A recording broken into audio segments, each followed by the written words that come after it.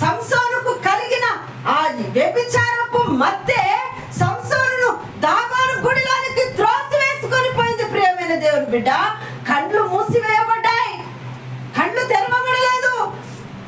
ఆధ్యాత్మిక గుడ్డితనము, శారీరక గుడ్డితనము, లేవలేని పరిస్థితి. ఒక్కసారి 300 నక్కలను చీల్చిన సంసోను, ఒక్కసారి సింహపు దౌడను లాక్కొచ్చిన సంసోను, ఒక్కసారి ఫిలిష్తీయుల దండును తరిమిన సంసోను ఈ రోజు దేవుని అభిషేకాన్ని కోల్పోయి దాగోను గుడిలో ఏడుస్తూ ఉన్నాడు. ప్రియమైన దేవుని బిడ్డ, ఎందుకు తెలుసా? ఒక మత్తు. ఏ మత్తు? వ్యభిచారపు మత్తు. ఎక్కడ పోయి పడుకున్నాడు?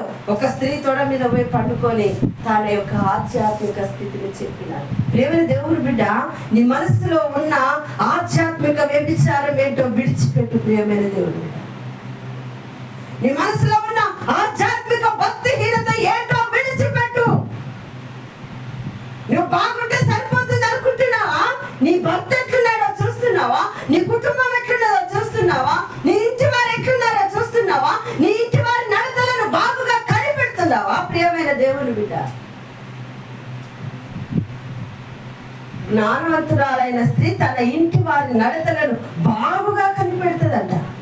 కనిపెడుతున్నావా? నాకేంటిలే అనుకుంటున్నావు, నాకేంటిలే అనుకున్నా. నీ దగ్గరలో ఉన్న, నీ సమీపంగా ఉన్న వారు తప్పిపోవడానికి చాలా సిద్ధంగా ఉన్నారు. ప్రియమైన దేవుని బిడ్డ, ఎందుకు తెలుసా? వాళ్ళు తప్పిపోతున్నారు. కారణం ఏంటంటే నీలో మత్తు మత్తు మత్తు. ఆ మత్తు నుంచి బయటికి రా. బంధువులనే మత్తు, స్నేహితులనే మత్తు, పద్ధతులనే మత్తు, మర్యాదలనే మత్తు, దేవుని కంటే ఏది ఎక్కువగా ఉండదు. ప్రియమైన దేవుని బిడ్డ, అదే తెగులుకు కారణం.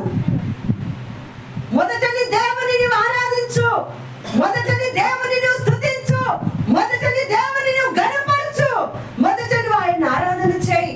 ఆయన నీతో ఏం మాట్లాడుతున్నాడో విను, ఆయన నిన్నేం కోరుకుంటున్నాడో విను.